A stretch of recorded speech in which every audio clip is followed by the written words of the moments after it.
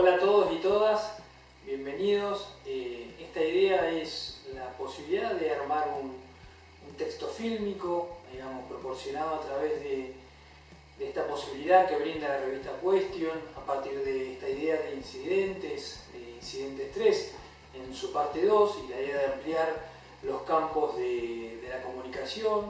Generalmente cuando pensamos en la escritura de un paper académico, para una revista académica como lo es Question, estamos pensándolo desde la escritura gráfica, y hoy tenemos la posibilidad de ampliar un poco ese concepto pensando en esta idea de un texto fílmico que en realidad va a ser una construcción colectiva de varios compañeros y compañeras referentes del campo de la comunicación, que nos van a permitir dar un pantallazo sobre esta realidad que nos está atravesando. Pero lo que nos convoca hoy también es esta posibilidad de ver a través de varios especialistas o referentes como un marco de construcción colectiva, o como bien lo denomina Isidro Argumedo, como una matriz de pensamiento. Digamos, esta idea de que la matriz de pensamiento es un conjunto de sistematización de conceptos o valores y que son la expresión de procesos políticos, económicos, sociales y culturales, y que nos van a servir para poder incidir, para poder transformar determinados problemas sobre la realidad que nos acontece. Y en este campo y en este breve análisis que vamos a desarrollar en el día de la fecha, es interesante recopilar la mirada que varios de estos referentes van a desarrollar, y que se plantea desde un lugar o desde una metodología de trabajo abierta. COVID-19 en América Latina. ¿Qué dicen los medios? ¿Qué se dice? ¿Qué se cuenta? Encontramos en países como Colombia, Ecuador, Brasil, Chile, Bolivia y Estados Unidos un acelerado aumento de casos por COVID-19. Los medios tradicionales tienen un mismo discurso. Efectivamente, dentro de estos países el aumento de casos es acelerado. Sin embargo, no se cuentan ciertas realidades. Por ejemplo, en el caso de Colombia, se habla de una gestión de Iván Duque ante la pandemia por la COVID-19, pero no se cuenta la cantidad de motines y de huelgas médicas ante la falta de medidas sanitarias y equipos médicos para atender esta pandemia. Tampoco se habla del asesinato sistemático de líderes sociales en el departamento del Cauca y en el departamento de Chocó, entre otros. Desde hace un tiempo a esta parte se puso de moda hablar de fake news, de posverdad, de noticias falsas, y quizás sea más específico hablar de desinformación, porque pone sobre la mesa la idea de la intencionalidad de quien produce ese tipo de prácticas y de intervenciones en influir en la opinión pública y de embarrar la cancha sobre determinado tema, determinado acontecimiento histórico, determinada persona. En ese sentido, en la actualidad, con este juego de palabras, se está hablando de infodemia. Y esto tiene que ver con la información falsa, no chequeada, no verídica, alrededor de la pandemia del COVID-19. Durante la batalla contra el coronavirus en Argentina, resurgió el periodismo de guerra, aquel periodismo de guerra declarado por Clarín durante el gobierno kirchnerista. Y ahora bastó con que el presidente Alberto Fernández llamara miserables a los empresarios que despiden trabajadores, o bastó con que se anunciara el impuesto a las mega riquezas, o que se comenzara a negociar la deuda con los acreedores externos, para que ese periodismo bélico, volviera a las armas, y ahora haciendo sus armas a las fake news y a los trolls, alimentándose de esto que se llama la posverdad. En Jujuy, los medios y el prime time y las tecnologías disponibles en el hogar y toda la vida cotidiana se ha visto reconfigurada por la situación de aislamiento obligatorio. Desde que todo eso comenzó, la retórica predominante se divide entre dos grandes configuraciones metafóricas. Una es la de la guerra y la otra es la del cuidado. Sin embargo, la luz pública, el acceso a la luz pública que presenta cada una es bastante diferente. Lo que predomina en la agenda pública es la configuración que alude a la vigilancia y al control. Hola amigues de Question, solo dejar unas palabras sobre la escena mediática actual, más allá de la infodemia, las operaciones mediáticas, las fake news y las false news.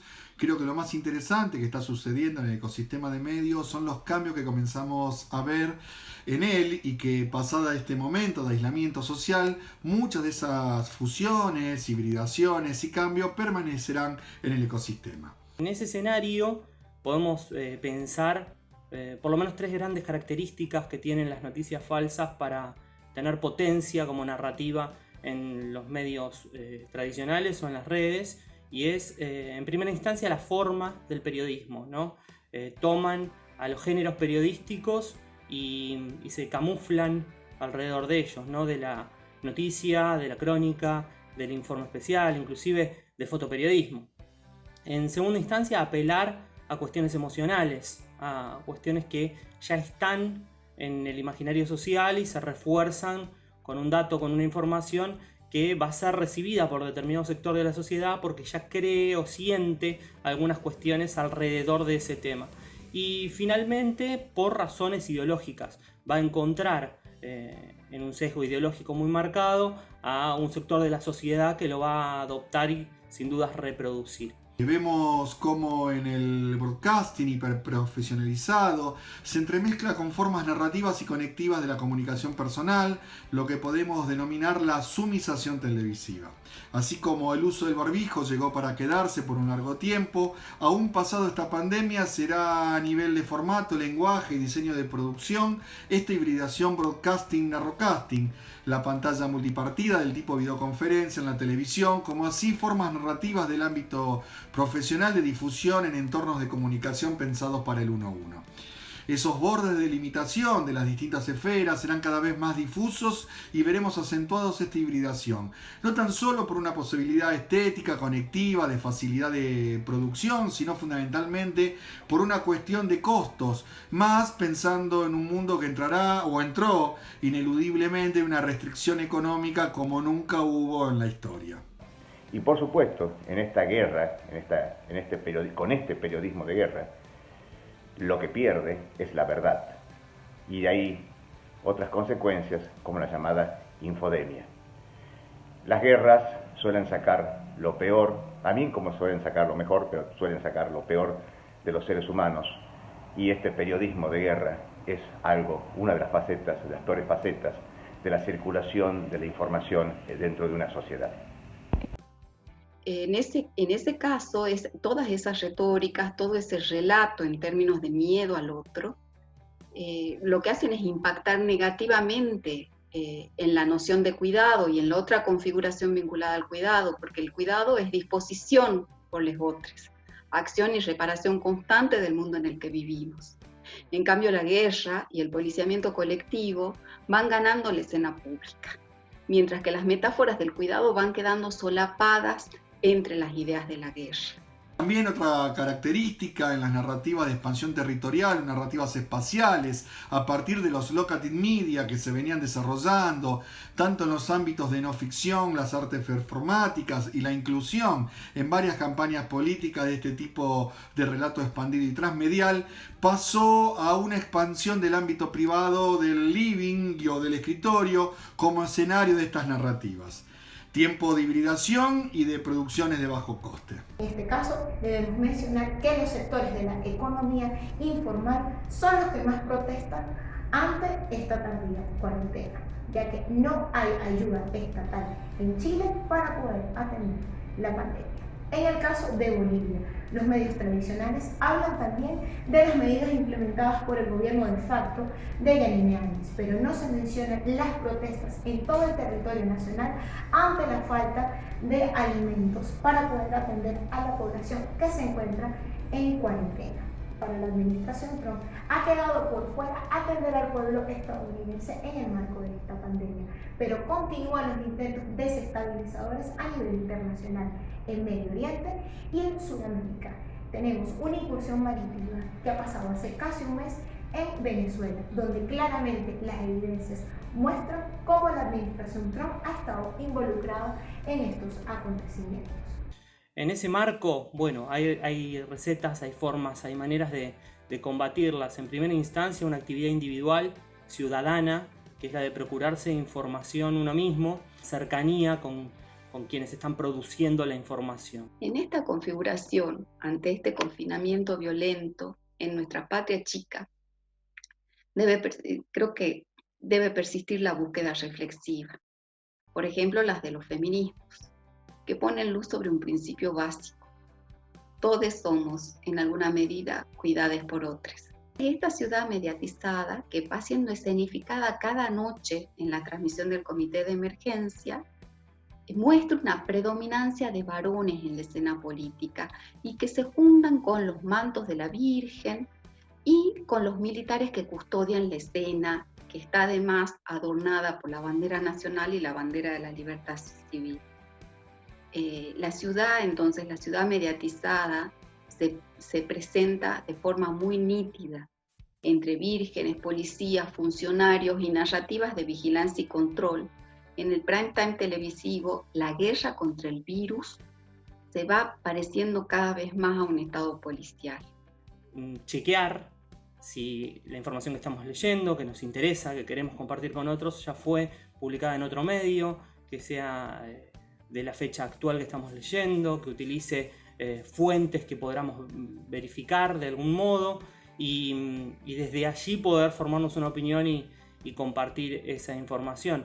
Bueno, este trabajo lo que intenta es desarrollar una visión colectiva, una construcción de un pensamiento, una producción de pensamiento colectivo que no es más ni menos que un pequeño aporte a la discusión que se está desarrollando en lo contemporáneo respecto al COVID-2019. Desde que empezó esta situación pandémica, las universidades nacionales han hecho una referencia a la producción, no solamente científica, sino también al aporte solidario, a la ayuda a través de los voluntariados, y me parece que en ese tono y en esa idea es que los incidentes 3 en esta segunda parte y en toda su totalidad de la obra es lo que intenta reflejar y representar a través de la revista Cuestión. En definitiva, este texto también lo que intenta, y desde la perspectiva que muy bien desarrolla la revista Cuestión a lo largo de su historia, pero fundamentalmente también entendiendo en esta comprensión de lo que es Incidentes 3, es plantear la idea de que estos aportes, desde el terreno de la comunicación, tienen que ver con las palabras que muy bien desarrollaba Paulo Freire en el texto Extensión o Comunicación, en la que plantea que la educación es comunicación y es diálogo en la medida en que no es la transferencia del saber,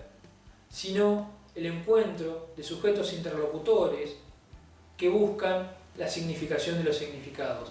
Y es en ese orden en el cual dice Freire que el diálogo es el encuentro amoroso de los hombres y mujeres que, mediatizados por el mundo, lo pronuncian, es decir, lo transforman, y transformándolos, lo humanizan, para la humanización de todos y todas.